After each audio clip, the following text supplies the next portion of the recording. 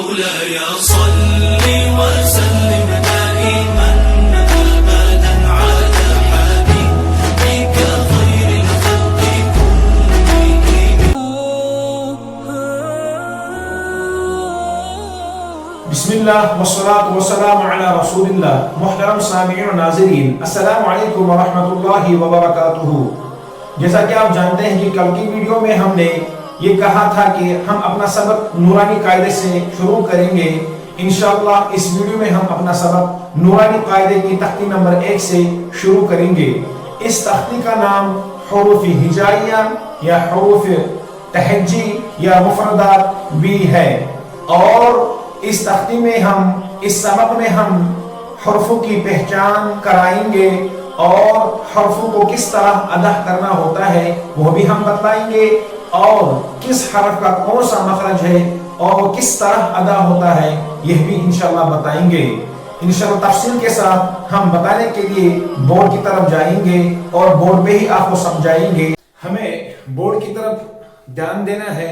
پہلے ہمیں حرفوں کی پہچان جو ہے اپنے ذہن میں بٹھانی ہے کہ الف کس طرح لکھا جاتا ہے، با کس طرح لکھا جاتا ہے، تا کس طرح لکھا جاتا ہے، ثا کس طرح لکھا جاتا ہے، جیم کس طرح لکھا جاتا ہے، ہا خا کس طرح لکھا جاتا ہے، دال کس طرح لکھا جاتا ہے، اور دال کس طرح لکھا جاتا ہے. ان حروف کو ہم مفردات کہیں گے. تختی نمبر جو 1 ہے وہ ہے مفردات. مفردات وہ حروف جو اکیلے ہوتے ہیں، جو ملے ہوئے نہیں ہوتے ہیں. جیسے مثال کے طور پر ہم سمجھائیں گے با الف زبر با، یہ با اور الف یہ ملے ہوئے ہیں تو ان کو ہم مرکبات کہیں گے. مرکب جو ملے ہوئے ہوتے ہیں اور مفردات جو اکیلے ہوتے ہیں.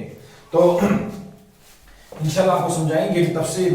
ان حرفوں کو حروف تہجی بھی کہیں گے ہم. حروف تہجی یعنی الف با تا ثا وغیرہ، حرف ہجائیہ الف با تا ثا وغیرہ. بہرحال ہمیں سب سے پہلے کام یہ کرنا ہے کہ ہمیں حرفوں کی شکلوں کو اپنے ذہنوں میں بٹھانا ہے. ٹھیک ہے جی، کہ اپنے ذہنوں میں جب ہم حرفوں کی شکلوں کو جب ہم بٹھائیں گے تبھی ہمیں سمجھ میں آئے قرآن مجید میں یہ الف ہے، یہ با ہے، یہ تا ہے، یہ میم ہے، یہ لام ہے، باقی وغیرہ. تو ہم حرفوں کی شکلوں کو پہلے ذہن میں بٹھائیں گے. پھر جب ہمارے ذہنوں میں یہ حرفوں کی شکلیں آئیں گی اس کے بعد ہم حرفوں کو ادا کریں گے. حرف کو کس طرح ادا کرنا ہے انشاءاللہ وہ بھی ہم بالتفصیل آپ کو سمجھائیں گے. تو سب سے پہلے ہم لیں گے الف. جب ہم الف پڑھیں گے الف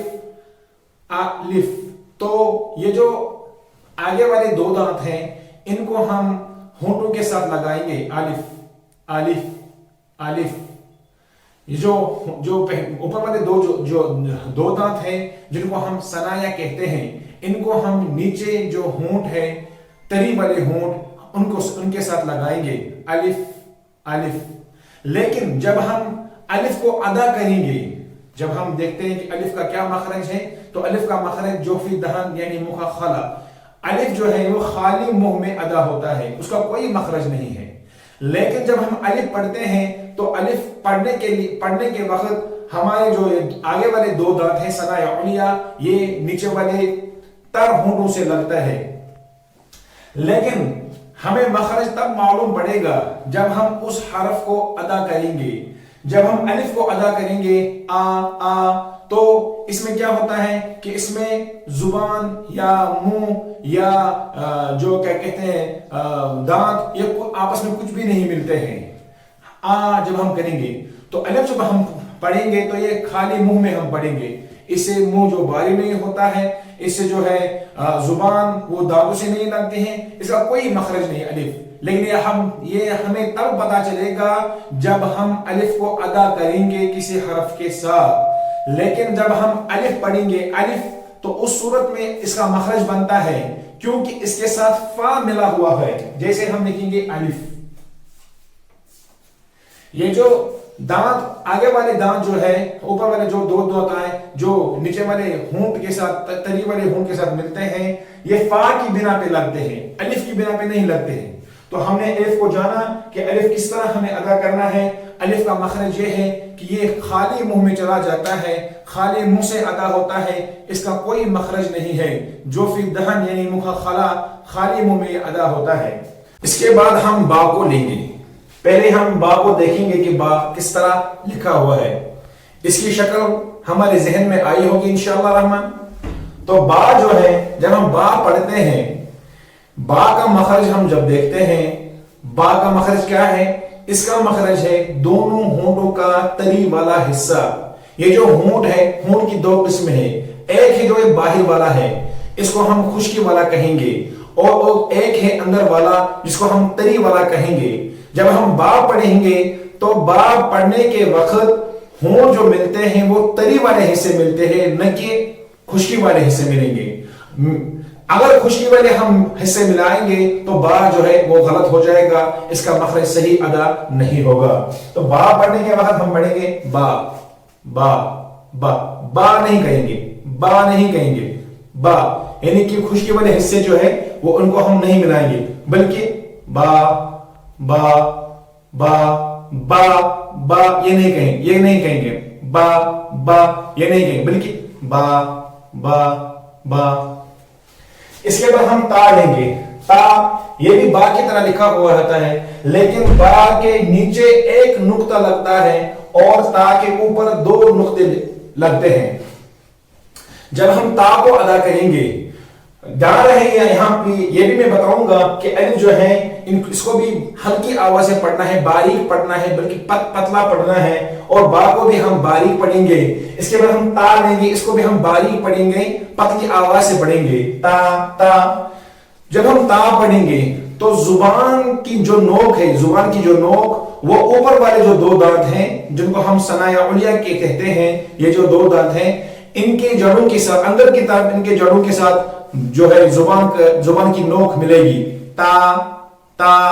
آپ بھی جب ادا کریں گے تو زبان کی جو نوک ہے، یہ جو اوپر والے جو سامنے کے جو دو دانت ہیں جن کو ہم ثنایا علیہ کہتے ہیں، ان دو دانتوں کا جو جڑ ہے اندر کی طرف، اس کے ساتھ زبان کا جو نوک ہے وہ ملے گا. تا تا تا. اور دھیان رہے یہ بھی ہمیں ہلکی آواز سے ادا کرنا ہے، یہ بھی ہمیں باریک پڑھنا ہے، نہ کہ موٹا پڑھنا ہے. اس کے بعد ہم لیں گے تا. تا بھی جو ہے با کی طرح لکھا ہوا ہوتا ہے، تا کی طرح لکھا ہوا ہوتا ہے، لیکن تا کے اوپر دو نقطے ہیں، تا کے اوپر تین نقطے ہیں، چھوٹے چھوٹے تین نقطے ہیں.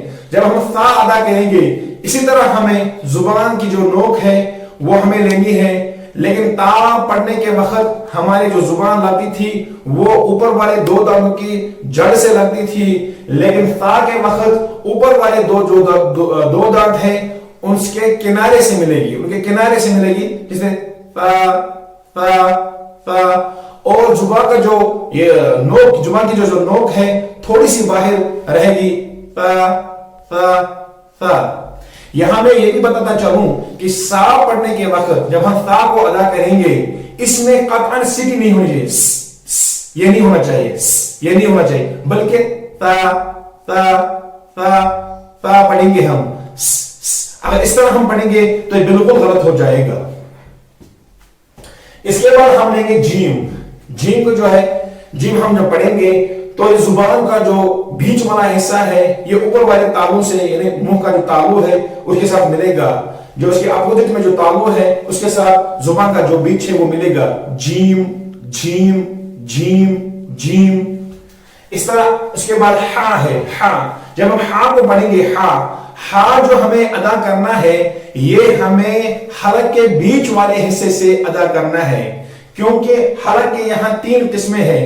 ایک وہ حلق کا حصہ جو حلق کے جو تین حصے ہیں، اوپر والا حصہ جو منہ کی طرف ہے اس کو ہم ادنائے حلق کہتے ہیں، اور بیچ والا جو حصہ ہے اس کو وسط حلق کہیں گے، اور جو آخر والا سینے کی جانب جو حصہ ہے اس کو وسط اقصائے حلق کہتے ہیں. تو ادنائے حلق، وسط حلق، اقصائے حلق. یہ جو ہا کا تعلق ہے یہ وسط حلق کے ساتھ ہے، یعنی بیچ والا جو حصہ ہے. ہا کی آواز جو ہے وہ سریلی نکلنی چاہیے. ہا ہا ہا. الحمد الحمد. ہا ہا الحمد الحمد. ٹھیک ہے جی. اس کے بعد ہم لیں گے خا. خا اس کا تعلق بھی جو ہے حلق کے ساتھ ہے، لیکن اس کا تعلق پہلے والے حصے سے ہے جس کو ہم ادنائے حلق کہتے ہیں. ادنائے حلق. میں یہاں پہ لکھوں گا ادنائے حلق. اور اس کا تعلق جو ہے وسط حلق سے ہے، وسط حلق بیچ والا حصہ، اور یہ منہ کی جانے والا حصہ۔